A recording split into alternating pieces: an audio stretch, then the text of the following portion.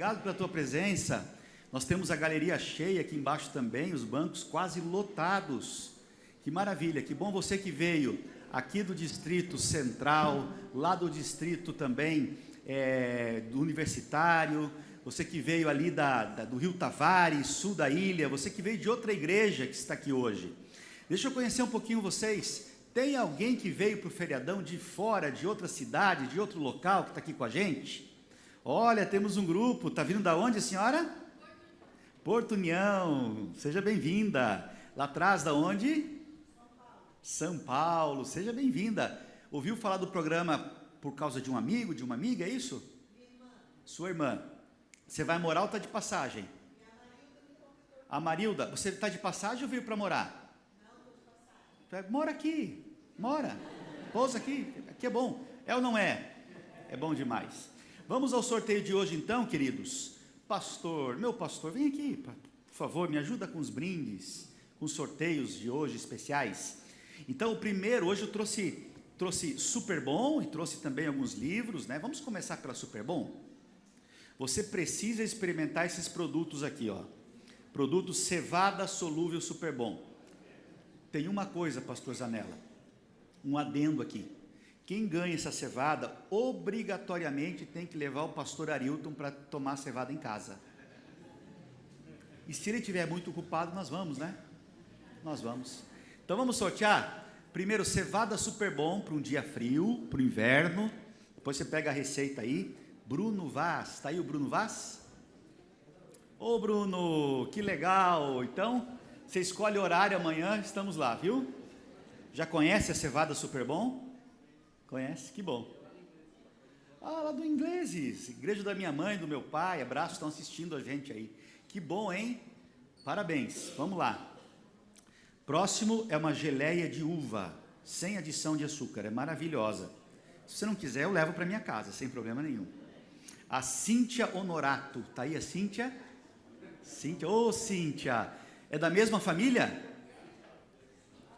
É casal? Então amanhã nós vamos ter pão com geleia de uva e cevada. Você vai ter que fazer o pão, não tem jeito. Tá bom? Valeu, um abraço, viu? Sejam bem-vindos. Próximo nome que deixa eu embaralhar um pouquinho aqui, né? Embaralhar. Vamos começar com o que agora, pastor? O senhor que manda. Isso. Uma caixinha de preciosas promessas, levar para casa uma palavra de esperança. Vamos lá. Pode ser aqui, pastor? Leia o nome então. Neuza Alves Barros. Oi, você! Tudo bem, querida? Não é a primeira vez sua no programa, não, né? Você nunca ganhou nada? Parabéns, então. É a quarta vez, vem cá. Tem um livro aqui, eu vou dar para você também, tá? Caminho a Cristo. Aí você tem as preciosas promessas e o livro. Que Deus abençoe. Olha que bom a gente sortear alguém que nunca ganhou nada, né? Igual eu, nunca ganho nada. Vamos lá. Vamos lá então. Tem um livro aqui que eu já falei dele outro dia, Viagem ao Sobrenatural.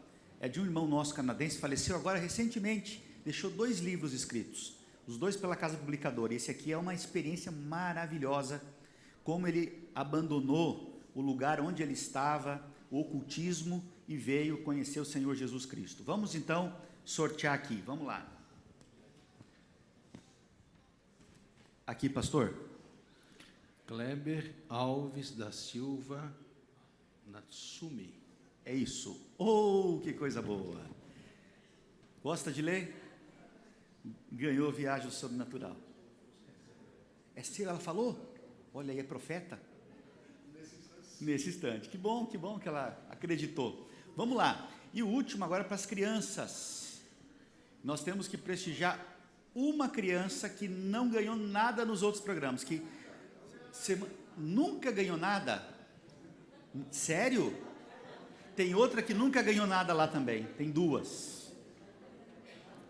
Vem, então vamos fazer o seguinte, pastor. Eu vou dar para essa aqui. E para aquela de lá que levantou a mão, eu vou trazer no próximo programa. Combinado?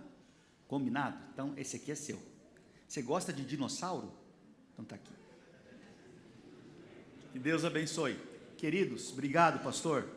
Vamos acompanhar o programa, lembrando que a partir de agora nós vamos entrar em temas proféticos e que a gente espera ter assim um crescente de aprendizado até o 12º programa, então não falte. Outro detalhe, lembrando que ao final do programa você vai receber um diploma da Novo Tempo, do Ministério Novo Tempo, da TV Novo Tempo, dizendo que você participou e concluiu o curso de Daniel. Então vamos receber com muito carinho agora, pastor Arilton Oliveira, Esperança para o Mundo em Crise.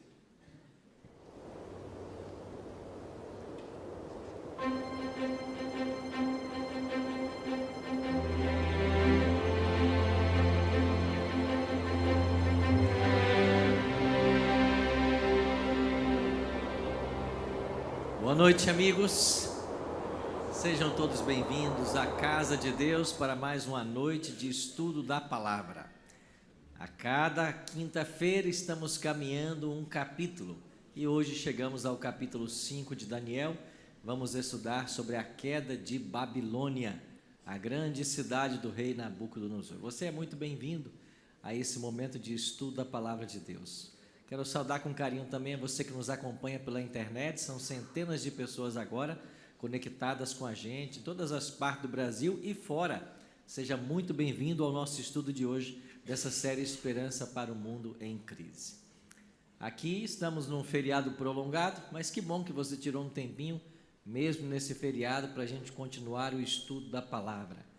E sem dúvida, o estudo de hoje vai trazer grandes revelações para mim e para você. Que o nosso coração esteja pronto para essa mensagem do Senhor.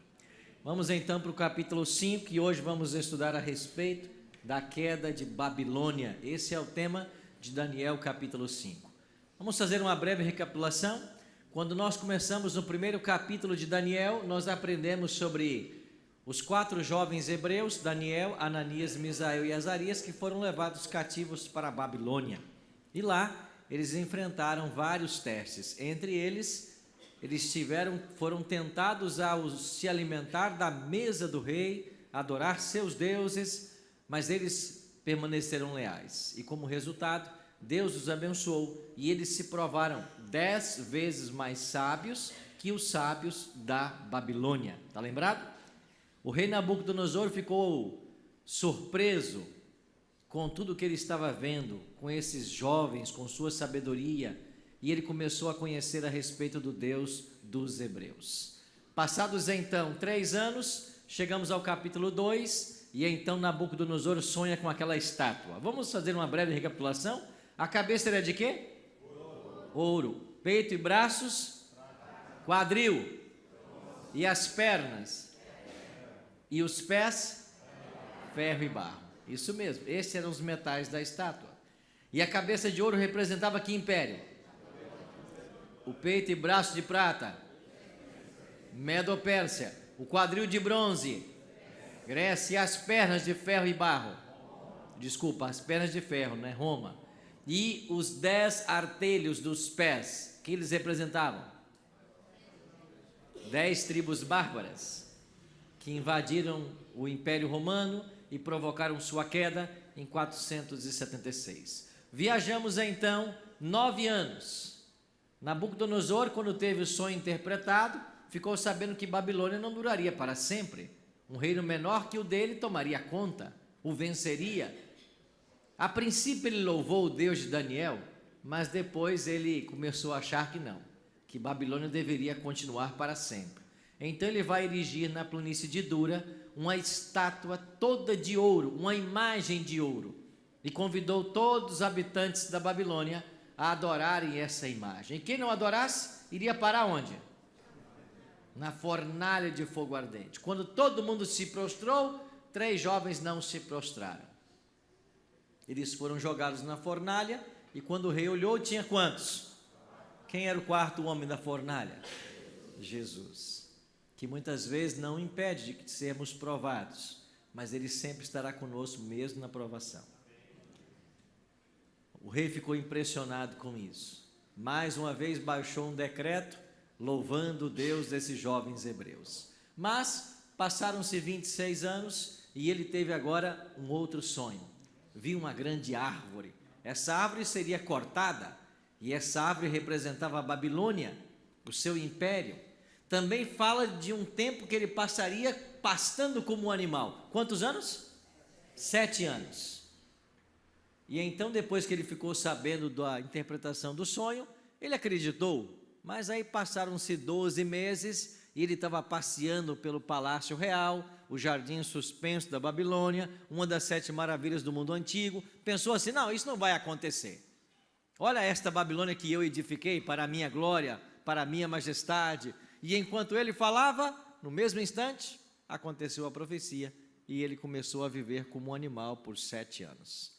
Depois de 7 anos, voltou para o trono. E quando ele volta, nós temos agora a conversão de Nabucodonosor. Ele escreve o capítulo 4, contando a sua história, e a história de como ele passou a servir o Rei dos Reis e Senhor dos Senhores. Nabucodonosor reinou em Babilônia 42 anos e morre. Vieram sucessores. E agora, passados 29 anos daquele sonho da árvore, do capítulo 4, chegamos ao capítulo 5. E o capítulo 5 é o momento em que Babilônia ainda está no poder, mas agora chegou o momento de sairmos da cabeça de ouro para o peito e braços de prata. A primeira transição da profecia. E Daniel foi testemunha ocular desse momento histórico tão importante. Deixa eu avançar aqui. Em Amós 3, verso 7. Amós 3, verso 7. Eu queria que você lesse comigo esse texto. Você pode ler? Certamente.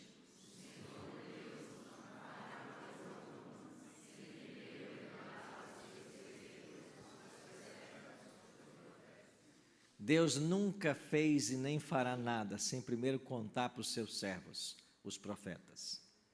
E quando os profetas receberam de Deus a revelação, o que eles fizeram? Escreveram. Colocaram nesse livro. É por isso que nós temos que estudar esse livro. Se você quer saber o futuro, esse livro aponta o futuro. Se você quiser saber o presente e o passado, ele também fala do presente e do passado. Aliás, quem estuda esse livro sabe o que vai acontecer pelo menos nos próximos 1000 anos. Eu sei. Você também sabe? Quem sabe? Aí, quem estuda sabe. Os próximos 1000 anos já estão revelados aqui.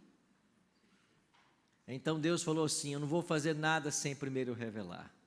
Então hoje nós vamos estudar uma profecia muito interessante, de como Deus revelou esta passagem de Babilônia para o próximo império, a Medo-Pérsia, como se daria, em que circunstâncias Babilônia cairia.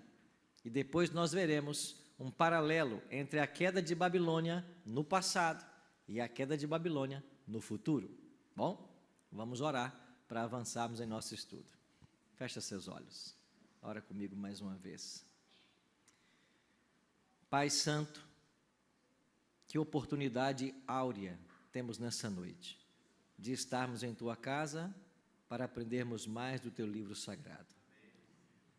Que bom saber que o Senhor não faz nada sem primeiro revelar os Teus segredos aos Teus servos, os profetas. E que bom termos a Tua palavra em nossas mãos nessa noite para estudá-la mais uma vez. Por isso suplicamos que o mesmo Espírito que esteve com Daniel há 2600 anos e o inspirou a escrever o seu livro, esteja conosco nessa noite, para compreender aquilo que ele escreveu. É a nossa oração, em nome de Jesus. Amém. Harvard é a universidade mais famosa do mundo, quem sabe também a mais respeitada. Há poucos dias eu estive em Harvard. Nós estamos preparando um material que em breve será divulgado também para vocês. Todos poderão assistir gratuitamente. 30 episódios, 30 capítulos sobre um pouco de história. E história da Igreja Adventista. Mas estando em Harvard, eu me interessei por encontrar uma enciclopédia que foi publicada há poucos anos, preparada por cerca de 2000 doutores. 2000 doutores se juntaram para escrever a enciclopédia da religião. Nessa enciclopédia, eles catalogaram todas as religiões cristãs que temos no mundo? Quantas temos? Chuta aí. Mais de 1000. Alguém dá mais? 34.000 religiões cristãs. Então, se você hoje quer seguir a Deus, quer ter uma religião, quer frequentar uma igreja, a pergunta é: para onde eu vou? São tantas as opções. O tema de hoje vai nos ajudar a entender por que nós temos tantas opções. Vamos então retroceder aos cativeiros do povo de Deus. O diabo sempre perseguiu o povo de Deus, e na história temos 3 cativeiros. O primeiro foi o do Egito, e nesse cativeiro o povo ficou escravo quanto tempo? 400 anos, 4 séculos. Depois, no ano 722 a.C., chegou o cativeiro assírio. O cativeiro assírio aconteceu apenas para as 10 tribos do norte. Lembra que Israel se dividiu? Enquanto Davi reinou e depois Salomão, enquanto Saul e Davi reinaram, eles estavam unidos em 12 tribos. Quando morre Davi e vem Salomão para o trono, aparece o impostor também, e agora você tem a divisão das tribos. 2 reis, Roboão e Jeroboão, depois que morre Salomão. Você tem o filho de Salomão e o impostor. Então, as tribos que estavam ao norte, em Samaria, elas foram exterminadas no cativeiro assírio. E do povo de Israel, sobraram apenas 2 tribos, Judá e Benjamim. Só que essas 2 tribos também iriam para cativeiro. Qual cativeiro? O babilônico. E antes que o cativeiro chegasse, Deus falou por boca dos profetas que Babilônia viria para invadir Jerusalém. E Babilônia fez isso pelo menos por 3 vezes. Babilônia invadiu Jerusalém em 605 a.C., quando levou para a Babilônia os príncipes judeus, entre eles Daniel e seus 3 amigos. Nabucodonosor volta numa segunda invasão em 597 para conter uma rebelião que estava acontecendo ali em Jerusalém, e ele volta uma 3ª vez em 586, e é nessa 3ª invasão que o templo que Salomão havia construído foi destruído. Então começa o cativeiro babilônico no ano 605. Agora olha o que diz o profeta Jeremias: toda esta terra virá a ser um deserto e um espanto, e estas nações servirão ao rei da Babilônia quantos anos? 70 anos. Então o cativeiro babilônico duraria 70 anos. Jeremias disse que eles seriam levados escravos e que eles ficariam lá em Babilônia 70 anos. Verso 12: acontecerá, porém, que quando se cumprirem os 70 anos, eu castigarei a iniquidade do rei da Babilônia e a da terra dos caldeus, e o rei dessa nação. Diz o Senhor, como também a terra dos caldeus, farei deles ruínas perpétuas. Então, vocês vão para cativeiro. Babilônia vai vir, vai invadir a cidade, vai levar vocês, mas vocês ficarão lá 70 anos. Quando se passarem os 70 anos, eu vou castigar o rei da Babilônia e vou libertar vocês. Lembra de Amós 3,7? Certamente o Senhor Deus não fará coisa alguma sem primeiro revelar. E Deus disse mais, Deus foi mais longe. Deus não só disse quanto tempo duraria o cativeiro, mas Deus também disse quem é que libertaria o seu povo da Babilônia. Então, se o cativeiro começou no ano 606 para 605, quando Daniel é escravizado, isso quer dizer que no ano 536, 535, o cativeiro deveria terminar, porque Deus não fala em suas profecias. E então Deus estava trabalhando para que isso acontecesse. Então, 3 anos antes de vencer os 70 anos, para ser exato no ano 539, Deus começa a se movimentar para abrir o caminho para que o seu povo saia de Babilônia. Então Deus providencia alguém para libertar seu povo. O profeta Isaías havia escrito: assim diz o Senhor ao seu ungido. A quem? A Ciro, a quem tomo pela mão direita para abater as nações ante a sua face e para descingir os lombos dos reis e para abrir diante dele as portas que não. Guarda isso aqui. Eu vou levantar um homem, ele vai se chamar Ciro, eu vou adiante dele e eu vou abrir as portas para ele. E as portas que eu abrir, elas não se fecharão. O profeta Isaías escreveu essa profecia 150 anos antes que Ciro nascesse.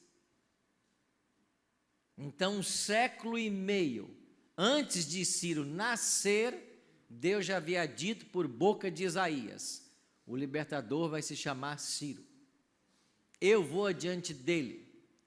Eu vou abrir as portas. Eu não sei se eu coloquei o texto aqui, ele não está, mas em Isaías 44, 27 e 28, Deus dá até a estratégia que Ciro usaria para derrotar Babilônia. Isaías escreveu assim: que digo a profundeza das águas, seca-te, e eu secarei os teus rios. Como é que Ciro ia derrotar Babilônia? Secando os rios. Pois bem, chegamos agora então ao capítulo 5. No capítulo 5 temos então a história da queda de Babilônia. E o capítulo começa assim: o rei Belsazar, quem é Belsazar? Neto de Nabucodonosor. Deu um grande banquete. Para quantas pessoas? 1000. E ele bebeu vinho na presença dos 1000. Então quem está no trono agora é o neto de Nabucodonosor. Nabucodonosor morreu, vieram outros sucessores e finalmente subiu ao trono o filho de sua filha. Versículo 2: enquanto Belsazar bebia e apreciava o vinho, mandou trazer os utensílios de ouro e de prata que Nabucodonosor, seu pai, tirara do templo. Pastor, você não disse que ele era neto? Aqui está dizendo que ele era pai? Não. A palavra aqui no original aramaico é ancestral. Então, às vezes, traduz-se como pai. Por isso, Jesus falou que os judeus tinham Abraão por pai. Por pai no sentido de ancestral. Mas na linhagem genealógica, ele era neto realmente. E esse neto era abusado. Na festa que ele estava dando para os 1000, numa rave, aquelas luzes piscando, aquele batidão, né? Aquele som, todo mundo dançando em Babilônia ali. Vai lá e busca os vasos sagrados dos judeus. Eu quero beber vinho é neles. Que vasos eram esses? Lembra quando a gente estudou o capítulo 1? Nabucodonosor invadiu Jerusalém, saqueou o templo e levou os utensílios para a Babilônia, colocou lá na casa de Marduk, em Esagila. Eu disse para vocês guardarem essa informação que eu voltaria com ela. É hoje que a gente volta. Esses vasos, esses utensílios, eram as vasilhas que os judeus usavam no cerimonial do templo. Eram todos vasos sagrados. Nem Nabucodonosor ousou colocar a mão neles. Roubou e guardou lá no templo. Mas agora o neto não. Eu quero beber vinho e quero beber neles. Mandou buscar. E com essa atitude de rebeldia, o cálice da paciência divina com Belsazar transbordou. Não só isso. Olha o que ele fez. Beberam o vinho e deram louvores aos deuses. De quê? Ouro, mais o quê? Mais o quê? Mais o quê? Mais o quê? Mais o quê? Com exceção da madeira, todos esses metais dos deuses que eles estavam louvando, estavam presentes aonde? Na estátua. Em outras palavras, aquele sonho não vai se realizar. Aqueles metais não substituirão o ouro de Babilônia. Babilônia ficará para sempre, e nós vamos louvar aos nossos deuses dos mesmos metais, e vamos beber vinho nos vasos sagrados dos judeus. Pois bem, estava tudo indo bem na rave, até que de repente apareceu uma mão. Já pensou uma mão solta, só a mão? E ela foi na parede do palácio e escreveu 4 palavras aramaicas. Quando o rei viu aquela mão escrevendo na parede do palácio, ele pensou, isso aí é um presságio dos deuses. E ele teve tanto medo, que a Bíblia diz que os seus ombros curvaram e o joelho batia um no outro, de tanto que ele tremia. E com medo, ele mandou chamar aquele bando de incompetentes mais uma vez. Aí vieram lá os sábios, encantadores, astrólogos, caldeus, leram lá e disseram, rei, o que está escrito aí não dá para saber não. Ninguém sabe o que está escrito aí não. E aí o rei mais uma vez ficou desesperado. Aí nesse contexto, a mãe do rei, a rainha mãe como era chamada, disse assim para o filho dela, há no teu reino um homem que tem o espírito dos deuses santos. Quem era? Daniel.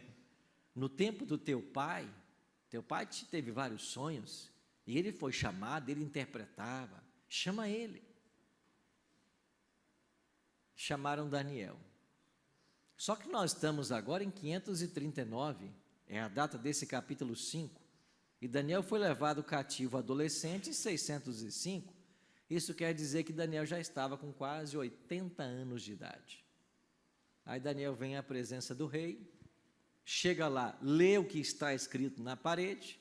O que estava escrito lá? Mene, mene, tekel e parsim. Era isso que estava escrito. Aí Daniel olha para o rei e dá uma dura no rei. E diz assim, olha rei, o que está escrito aí não é coisa boa não, viu? Mas você não aprendeu a lição, né? Você devia ter aprendido com a história, mas você não aprendeu. Você está lembrado que o seu avô teve um sonho e ninguém pôde interpretar, e eu interpretei, que falava da estátua dos 4 metais, e foi dito para ele que um dia a Babilônia passaria? Pois é, você devia saber disso. Você devia louvar o Deus que nós louvamos, que interpretou esse sonho, mas você não fez isso. Você está lembrado que o teu avô jogou os meus 3 amigos na fornalha de fogo ardente e nenhum deles morreu? Você sabia dessa história, mas nem assim você se arrependeu dos seus pecados.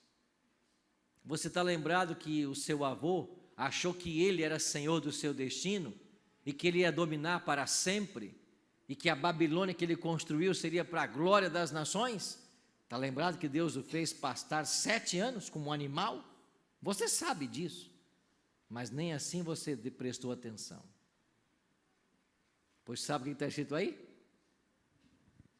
Mene, contou Deus o teu reino e deu cabo dele.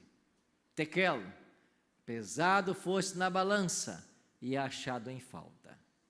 E Pérez, dividido foi o teu reino e dado aos medos e os persas.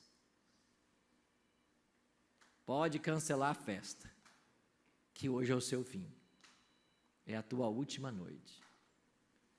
E a Bíblia diz que naquela mesma noite foi morto quem? Belsazar, rei dos caldeus. E Dario, o Medo, com cerca de 62 anos, se apoderou do trono. Peraí, Dario? A profecia não falava de Ciro? Sim, vou explicar. Dario era tio de Ciro. Dario liderava o império Medo e Ciro os persas. Tio e sobrinho fizeram uma aliança para derrotar Babilônia. Ciro foi o grande general. E como Ciro derrotou Babilônia, a cidade de Babilônia era cortada na diagonal pelo rio Eufrates. Nós dizemos de que essa cidade era inexpugnável. O que é isso? Não pode ser vencida. E por que não pode ser vencida? Porque a principal estratégia militar dos tempos bíblicos era o cerco. O que significa isso? O exército inimigo chegava, cercava a cidade, não deixava entrar nem água nem alimento. Ou o povo se rendia ou morria de fome e sede. O problema é que Babilônia, o cerco não funcionava. Por quê? Porque água eles tinham um rio que passava lá dentro. E o alimento? Eles podiam plantar à margem do Eufrates e cultivar o que quisessem. Os estudiosos dizem que a cidade de Babilônia poderia resistir a um cerco de 20 anos. Por que vai ficar lá fora 20 anos esperando acabar a comida desse povo? A cidade não podia ser vencida. Não fosse isso, ela possuía altas muralhas. Segundo os arqueólogos, era tão larga a muralha que dava para passar 2 carruagens ao mesmo tempo. Então ninguém podia vencer a cidade. Mas Isaías havia dito: Ciro vai vencê-la. E o que fez Ciro? O Heródoto, pai da história, disse assim: não sabemos como ele teve essa ideia, se por Deus ou se por sugestão de alguém, mas Ciro desviou as águas do rio Eufrates para uma outra direção. E quando as águas do rio baixaram, Heródoto diz que os soldados de Ciro entraram marchando pelo leito do rio, com as águas batendo na altura das coxas. Acontece que havia outro problema. Uma vez que eles entraram dentro da cidade, a cidade estava fortemente trancada. Os portões de acesso deveriam estar todos fechados, mas quando os soldados chegaram lá, eles estavam todos escancarados. Por quê? Porque Isaías disse assim: eu irei adiante dele e abrirei as portas que não se fecharão. Todos os portões estavam abertos. Como é que nós sabemos desses detalhes? É porque Ciro mandou escrever essa história num cilindro. Cilindro é um objeto de argila, onde as pessoas escreviam, e isto era guardado para gerações futuras. E esse cilindro de Ciro, escrito por ordem do próprio Ciro, se perdeu, mas a arqueologia o achou. E hoje ele está lá no Museu Britânico, em Londres. E nas linhas 13 e 14, Ciro diz nesse cilindro que ele entrou em Babilônia sem derramar uma gota de sangue. Foi recebido lá, tornou-se um benfeitor dos cidadãos e ajudou a melhorar sua vida. E quando é que Ciro entrou? 13 de outubro de 539, data da festa de Belsazar. Naquela mesma noite ele mata o rei. E quem é que vai para o trono? O tio dele, que era mais velho. Então Dario se assenta no trono. E passados alguns anos Dario morre, Ciro vai para o trono, e é Ciro quem vai assinar o decreto autorizando o povo judeu a voltar para Jerusalém. Mas esse é um outro capítulo que iremos estudar quando chegarmos a Daniel 9 e 10. Por hoje, nós temos que refletir no seguinte: como essa história se relaciona com os nossos dias? Como que essa história da queda de Babilônia, o secamento do rio Eufrates e Ciro se relaciona conosco? Vamos então para Apocalipse. Apocalipse 18, 2 e 3 diz assim: então exclamou com potente voz, dizendo o quê? Caiu quem? Mas espera aí, o Apocalipse foi escrito no final do primeiro século. Babilônia já tinha caído aproximadamente 600 anos antes dele ser escrito. Por que é que o Apocalipse está falando mais uma vez de Babilônia? É porque no Apocalipse, Babilônia não é a cidade física. Babilônia, ela é mística ou espiritual. Ela representa algo dos dias atuais. E o que Babilônia representa em nossos dias? Continue lendo o texto. Caiu a grande Babilônia, que se tornou morada de demônios, covil de toda espécie de espírito imundo, esconderijo de todo gênero de ave imunda e detestável, pois todas as nações têm bebido do vinho do furor da sua prostituição. Ora, Babilônia embebeda os habitantes da terra com o seu vinho. O que é vinho em profecia? Falsas doutrinas. Então, o planeta está embebedado com falsas doutrinas. e Babilônia espalha os seus tentáculos em todas as direções. Então, sabe o que é Babilônia em Apocalipse? É um símbolo da confusão religiosa que se assentou em nossos dias. Onde nós temos mais de 30.000 religiões cristãs, temos uma só Bíblia, mas cada um ensina o que bem quer ensinar. Acontece que Babilônia está se polarizando. E eu queria mencionar para vocês brevemente, pelo menos 4 polos que Babilônia está se aglutinando. E você vai entender onde está a Babilônia hoje.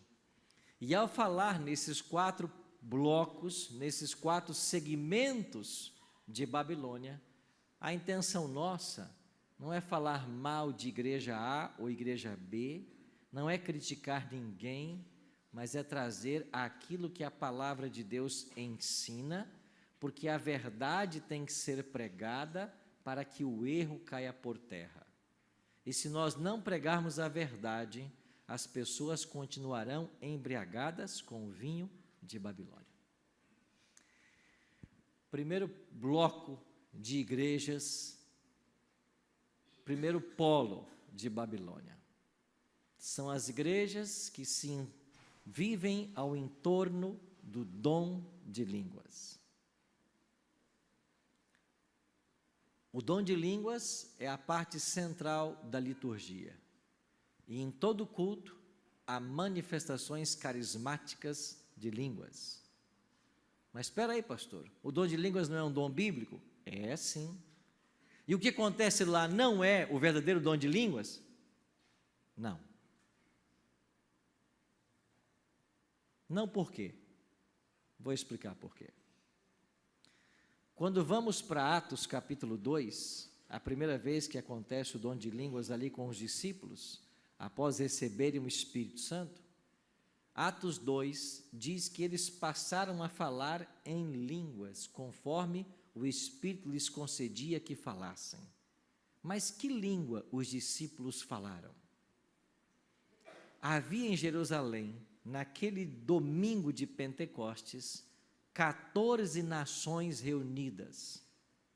A Bíblia em Atos 2 dá o nome das 14 nações: partos, medos, elamitas, naturais da Capadócia, Ásia, Ponto, Frígia, Panfilha, 14 nações, que não falavam o grego e o aramaico falado pelos discípulos. Quando os discípulos recebem o Espírito Santo, eles começam a pregar na língua das pessoas que ali estavam. E elas disseram assim: não são estes, eu estou citando o livro de Atos, não são estes galileus os que aí estão falando? Como, pois, os ouvimos falar em nossa própria língua materna? Então você descobre que dom de línguas na Bíblia é a capacidade sobrenatural que Deus dá ao crente de falar uma língua materna com a qual ele nunca teve contato. Primeiro ponto. Segundo ponto, de acordo com Atos e de acordo com 1 Coríntios 12 e 14, o apóstolo Paulo ensina que todo dom espiritual é dado com um propósito claro, para edificar e instruir a igreja. Se não houver conteúdo, se não houver mensagem, ninguém pode ser instruído. Terceiro ponto, o dom espiritual só é dado quando há necessidade. Os discípulos não falavam a língua daqueles povos, por isso havia uma clara necessidade. Aí eu volto e pergunto para você hoje: seria necessário que Deus nessa noite me desse o dom de falar em japonês, sendo que todos vocês entendem o português? Há necessidade? Não. Então Ele nunca vai me dar o dom de falar japonês se não há necessidade. Segundo ponto, quando Deus dá o dom é a capacidade de falar uma língua materna. E o que se fala no movimento pentecostal hoje não é língua materna de lugar nenhum. Porque não é uma língua que possui regras gramaticais. É uma balbúrdia. Eu tenho um amigo que fez teologia junto comigo e hoje é pastor. Ele se chama Giovanni. E numa das classes ele contou e deu o seu testemunho de que ele foi pentecostal por 8 anos e que por 8 anos falou línguas. E nós perguntamos para ele, e o que você falava? Ele disse, eu nunca soube. E todas as vezes que eu pergunto a alguém a respeito do dom de línguas, a resposta sempre é a mesma. Mas eu disse, então por que você falava? É simples, porque no movimento pentecostal existe uma doutrina chamada a doutrina da subsequência. Ou seja, quem é batizado com o Espírito Santo, fala línguas. Quem não fala, é porque não foi batizado. Então, cria-se dentro da igreja um cristão de segunda categoria, aquele que não fala línguas. Como ninguém quer ser de segunda categoria, todo mundo quer falar. E quando todo mundo começa a falar, e eu quero falar, ele dizia, um dia ele começou, harabarachura, churabarahara. E o pastor disse, foi batizado. E a partir daquele dia, eu nunca mais parei de falar. Quando todo mundo começava, eu também começava. Só que ninguém entende o que está sendo falado. Você está entendendo o contraste entre o que acontece hoje e o que aconteceu em Atos capítulo 2? Agora escuta. Escuta com atenção. Dentro do movimento pentecostal, neopentecostal, dentro de qualquer igreja, Deus tem filhos e filhas sinceras. E que muitas vezes podem estar bebendo do vinho de Babilônia, mas são pessoas sinceras, tementes a Deus e que estão buscando sua vontade.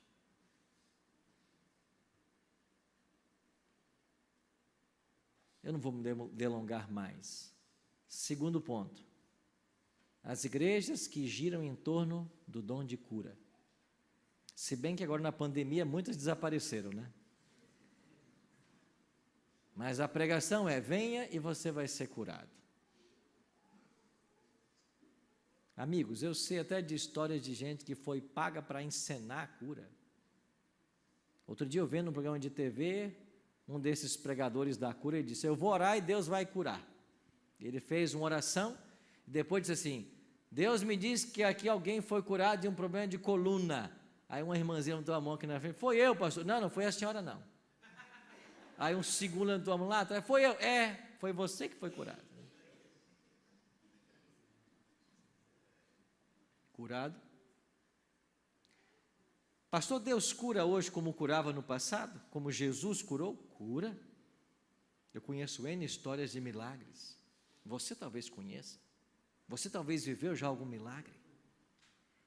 Só que a cura divina, o ministério da cura, que a igreja deve dar sequência no ministério que Cristo tinha, não é uma cura paliativa, é uma cura preventiva. Como que a igreja adventista desenvolve o ministério da cura? Através de uma cura preventiva, ensinando as pessoas a não ficar doente. E a igreja ensina isso de uma forma muito simples, através de 8 remédios naturais, que você conhece. É isso que a igreja ensina. Vamos lembrá-los? Qual é o primeiro remédio? Água. A igreja adventista ensina que todos nós temos que beber muita água, pelo menos 8 copos por dia, de acordo com o seu peso, etc. Mas a água é necessária. A maior parte do nosso corpo é composta de água. Precisamos de água para purificar tudo, para renovar as células. Nós devemos beber bastante água. Esse é um remédio natural que Deus deixou para mim e para você. Segundo remédio, luz solar. Todos nós temos que tomar sol. A luz solar é imprescindível para uma boa saúde. Ela ajuda a fixar a vitamina D em nosso organismo. Tomada no horário certo, ela ajuda com os nossos nutrientes. Ela nos fortalece, ela nos dá saúde e vigor. Todos precisam de sol. Terceiro remédio, exercício físico. eu e você fomos feitos para o movimento. Nós temos que praticar algum exercício, algum esporte, e o melhor deles, caminhada. Esse é o melhor. Se você não pratica esporte nenhum, mas caminha, esse é o ideal, é o melhor. Pouco atrito e excelente para a saúde. Então nós fomos criados para o movimento. Temos que praticar exercício físico, todos nós, indistintamente. Quarto remédio, descanso. Dormir pelo menos 8 horas. Dormir cedo e acordar cedo. Esse é o critério. Nossos antepassados faziam isso. As galinhas iam para o galinheiro, o povo ia para a cama. Dormia cedo, acordava cedo, boa saúde. Hoje não, hoje alguns que não, eu sou noturno. Noturno é morcego. Acho que morcego é noturno, não é, pastor? Noite foi feita para dormir. Por volta da 1 da manhã, o organismo produz uma substância que renova as células, que recarrega suas baterias. E se você não está em sono profundo 1 da manhã, você perde essa substância. E para estar em sono profundo 1 da manhã, você tem que estar dormindo antes das 10, no máximo 10 horas, para você pegar essa substância. Dormir cedo e acordar cedo. Dormir a quantidade de horas necessárias. Próximo remédio, qual é agora? O quinto? Confiança em Deus. Há um Deus no controle de todas as coisas, eu não posso me desesperar. Situações adversas podem vir, mas Deus está no controle. Ele cuida de nós, Ele é Pai. Esse senso, essa consciência faz-nos caminhar de outra forma nesse planeta. Nós não tememos as coisas, porque Deus cuida de nós. Próximo remédio, alimentação equilibrada. Comer o mais cru possível. Descascar mais do que desembalar. Esse é o critério. Você está descascando mais ou desembalando mais? Comer o mais natural possível. E qual é o ideal de Deus? Que todos nós sejamos vegetarianos. Esse é o ideal de Deus. Tá, pastor, mas comer carne é pecado? Não, não é pecado. E qual é o problema da carne? São as doenças transmitidas pela carne.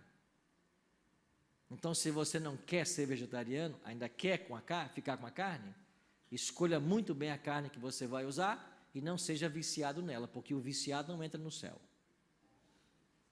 Coma com moderação. Eu tinha um amigo que dizia, não, eu não sou viciado. Chegou na hora do almoço, cadê a carne? O dia que não tinha, levantava na hora. Não é viciado? É o que então?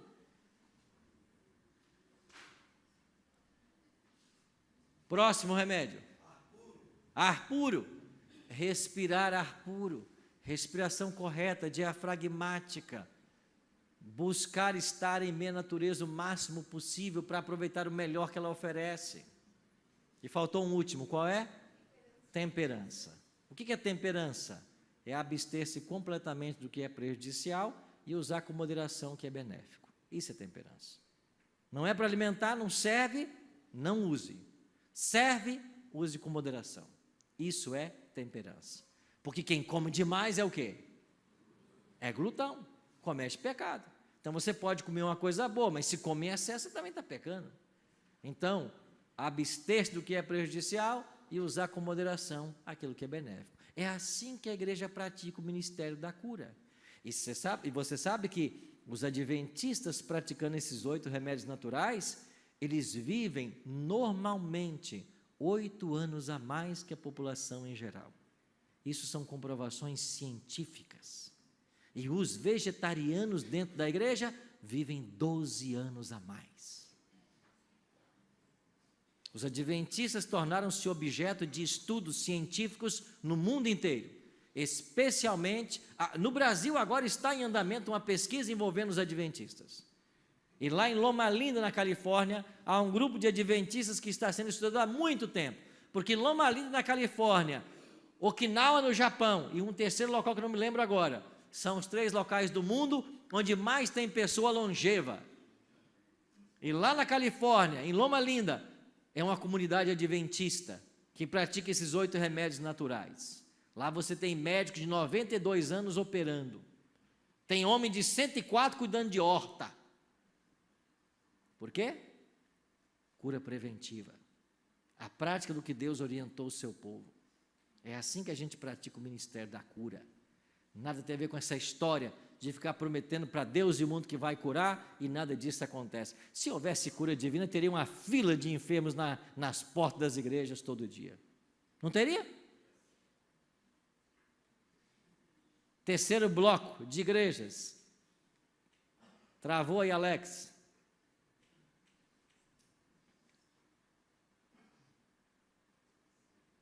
Alguém? Houston, we have a problem. Ah, travou tudo? Tá bom. Exorcismo. Esse é o terceiro bloco. Você vai na igreja e o centro da liturgia é a expulsão de demônio. Todo culto tem expulsão de demônio. Eu nunca vi isso. O diabo domina todo culto. Um dia, uma irmã dessa se encontrou comigo, de uma dessas igrejas, ela me conhecia, e ela disse assim: pastor Arilton, a tua igreja não tem poder, vocês não expulsam demônios? Eu disse: poder não tem a tua, todo dia tem demônio nela. Cadê o poder da sua igreja, irmã? Expulsa o demônio na segunda, na terça ele volta, expulsa na terça, na quarta ele volta. Cadê o poder da igreja? Outro dia eu vendo um programa de TV, está lá o pastor exorcizando. Daqui a pouquinho entrou endemoniada. A mulher estava maquiada, com o microfone lapela. Eu falei: mas peraí, como é que funciona? Agendou o demônio para domingo, 7 da noite? O demônio chegou lá e vai maquiar, demônio. Maqueia aí, põe lapela, põe microfone. Agora é a sua vez, vem. Se não bastasse, eles dão o microfone para o demônio. Fala aí, demônio, seu nome, fala aí. Você está brincando? Vamos dar o microfone para o diabo falar na igreja? Alguns dizem assim: ah, o povo está brincando com o diabo. Não, é o diabo que está brincando com essas igrejas. Pode acontecer algum dia de o diabo querer se manifestar na nossa igreja através de alguém? Sim ou não? Sim, eu já vi algumas vezes. Mas quando isso acontece, a igreja se põe a orar. E o que vai acontecer? Ele vai ser expulso daqui. E sabe por que ele vai ser expulso? Porque aqui não é lugar dele. Essa igreja não é lugar dele. Aqui não é lugar dele. E o diabo está brincando com essas igrejas. E enquanto o povo está aí, fala línguas, promete cura, brinca de exorcismo, a palavra continua fechada. E o povo não sabe nada de Bíblia. Você faz perguntas elementares, o povo não sabe. Você está entendendo aonde está a Babilônia? Mas eu volto a falar, dentro desses movimentos, existem milhares e milhares de pessoas sinceras, filhos e filhas de Deus, que estão ali buscando servi-lo de todo o coração, mas estão enganados. E o quarto polo de igrejas são as igrejas que só pregam a teologia da prosperidade. Dá tudo o que você tem para Deus e você vai ficar rico. Não, rico fica são os donos das igrejas. O povo perde tudo. Eu pastoreei 5 anos no Rio de Janeiro, e só lá, uma dessas igrejas, tinha mais de 3.000 processos contra ela, por pessoas que fizeram doações no momento do sentimento, e depois perderam tudo que tinha, e judicialmente foram recorrer agora. Deixa eu falar do que eu sei. Igreja Adventista. Eu posso estar aqui hoje, pastor Dirceu está aqui, meu amigo, pastor dessa igreja central de Florianópolis, a igreja central da nossa capital, da nossa querida capital de Santa Catarina. Quanto que ele, pastor Dirceu, ganha? O mesmo que eu ganho. O mesmo que o pastor Alex ganha. Nós somos assalariados. O mesmo salário no Brasil inteiro. Para quê? para ficarmos 24 horas à disposição da igreja. É por isso que domingo passado, eu e o pastor Alex pregamos lá em Palhoça, no Colégio Adventista da Palhoça. Segunda eu fui para Curitiba, trabalhei o dia inteiro em Curitiba. Terça-feira eu voltei e fomos para Criciúma. Ontem estivemos em Itajaí, hoje aqui. Amanhã só não estaremos numa empresa em classe bíblica porque é feriado. Sábado eu estou lá em Eldorado de manhã, à tarde lá em Canasvieiras. Por quê? Porque eu sou um servidor da igreja. Eu sou assalariado para ter 24 horas do meu tempo para a igreja, para a pregação do Evangelho. Aí suponhamos que a igreja aqui, que devolve o seu dízimo e sua oferta, agora apareceu alguém que deu 10 milhões de dízimo. Qual será o nosso salário no final do mês? O mesmo. Sabe por quê? Porque todo o dinheiro que entra na igreja não é para o pastor, é para a instituição da igreja, manter o evangelho sendo pregado em todos os 4 cantos da terra. É por isso que a igreja adventista tem a segunda maior rede de educação do planeta. É por isso que a igreja adventista é a igreja protestante mais presente no globo. Nós estamos presentes em 212 dos 220 países reconhecidos pela ONU. E por que o evangelho está em todos esses países? Porque o dízimo que você devolve nessa igreja vai para uma associação, vai para uma instância superior, vai para Washington e vai para lá nos países que não tem ninguém, mas o evangelho está sendo pregado.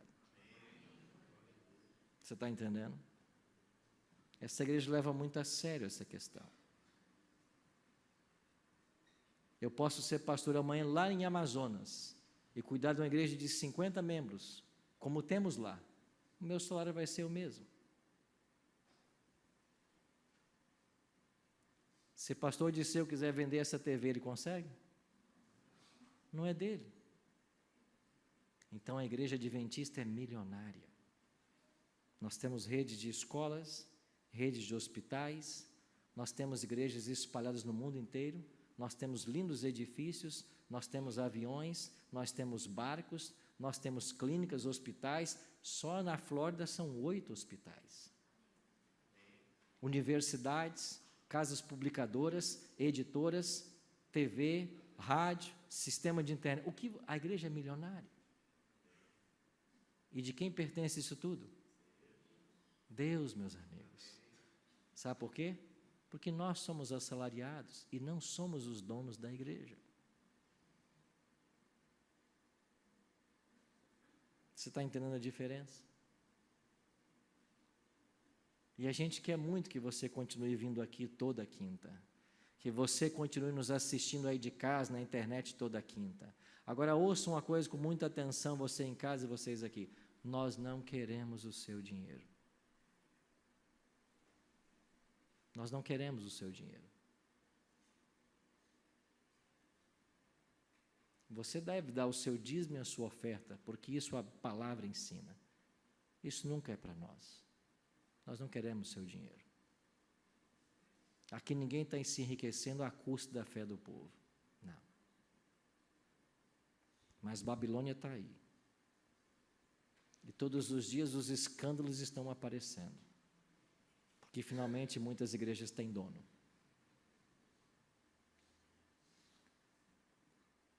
O que vai acontecer com essa Babilônia mística, essa confusão toda? Apocalipse 16 diz que o 6º anjo vai derramar a sua taça sobre o grande rio Eufrates, cujas águas vão o quê? Secar. Lembra lá do secamento? E estas águas vão se secar para preparar o caminho para os reis que vêm do nascente do sol. Quer dizer que Ciro, que derrotou Babilônia, é um tipo de Cristo.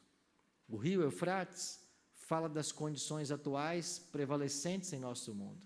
E os reis do Oriente, que vão vir quando o rio Eufrates se secar, é uma alusão a Cristo e seus anjos. Então, Babilônia vai cair. E antes que Babilônia caia definitivamente, Deus tem um último apelo. E Ele diz assim: ouvi outra voz do céu dizendo o quê? Retirai-vos dela quem? Amigos, Deus tem um povo aonde? Em Babilônia. Retirai-vos dela, povo meu. Deus está convidando os seus sinceros a sair dessa confusão religiosa e a se unir o povo que crê única e exclusivamente na palavra de Deus, que faz desse livro sua norma de fé e prática, que prega e ensina de Gênesis 1:1 a Apocalipse 22:21. É esse o convite de Deus, deixarmos essa confusão religiosa.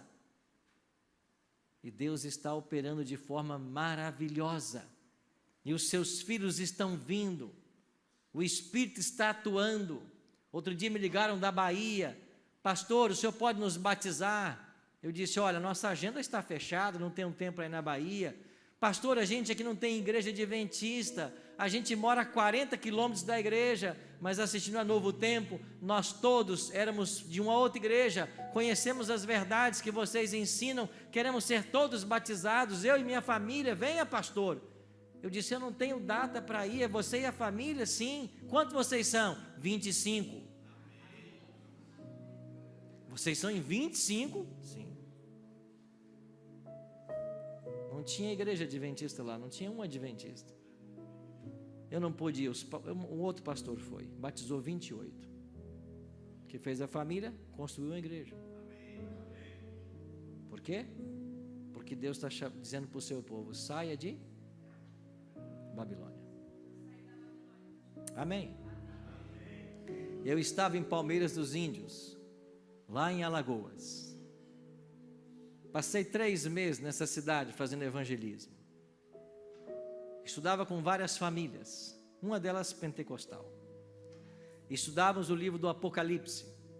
E quando eu cheguei numa terça-feira na casa deles para o estudo, a senhora da casa disse assim para mim: pastor Arilton, a partir de hoje a gente não quer mais o senhor aqui em casa.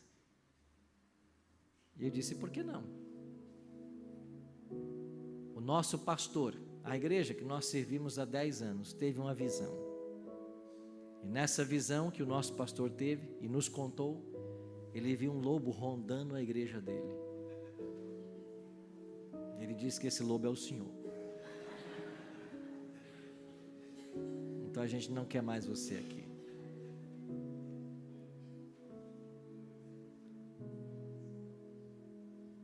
Queridos amigos, um recado para você do coração.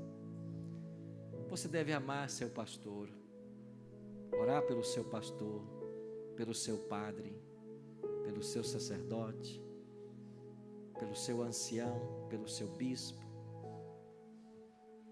Mas nenhum deles está acima da palavra.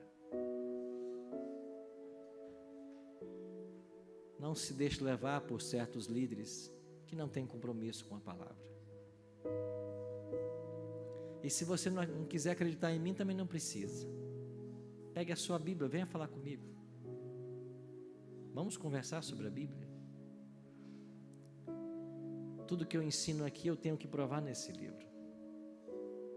Toda quinta-feira, quando acaba, eu não saio correndo, como vocês sabem. Eu fico aqui. Eu sou um dos últimos a ir embora. Eu estou aqui. Se você ficou com dúvidas, vamos para a palavra. Não engula as coisas, porque o pastor, o padre, o bispo disse. Não.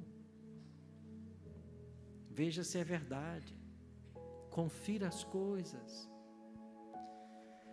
Eu disse para essa família: amigos, alguma vez eu ensinei para vocês algo que não estivesse na palavra? Eles disseram: não, pastor, o senhor sempre falou só o que está na Bíblia. Então por que parar de estudar? Porque o nosso pastor teve a visão. Nós temos que respeitar a nossa autoridade. Eu disse: tá bem, deixa eu fazer um pedido para vocês, me deixa voltar aqui só mais uma vez, uma única vez, e depois eu não venho mais. Eles acharam justo, tá bom, uma vez só. Eu fiz como Daniel, né? Fui para casa, avisei alguns amigos que estavam comigo e disse: vamos orar por essa família, eu tenho só mais uma entrevista com eles, para que o Espírito Santo trabalhe nesses corações. São pessoas sinceras.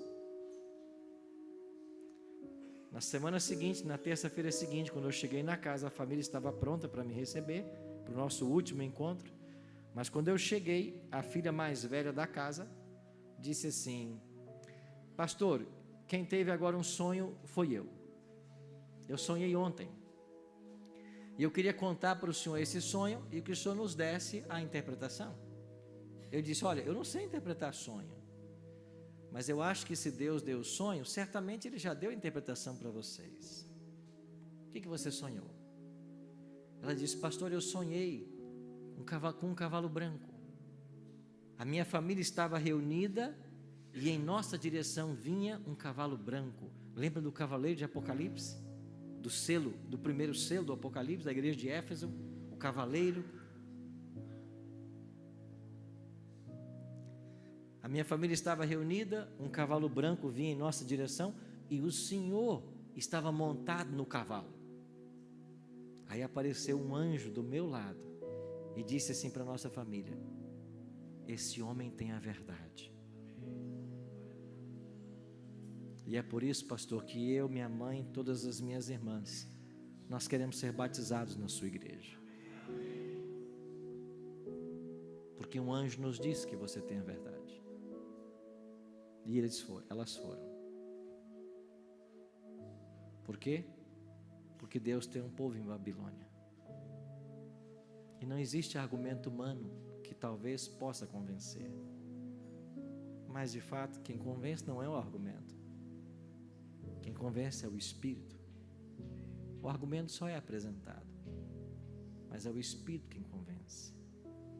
A sua briga não é comigo, a sua luta é com o Espírito Santo, para que você abra o seu coração e o ouça, e deixe que Ele fale, deixe que Ele oriente você. Em que direção você está indo? Você se sente agarrada por esses tentáculos de Babilônia? Se liberte, porque Cristo tem um plano na sua vida. Nós vamos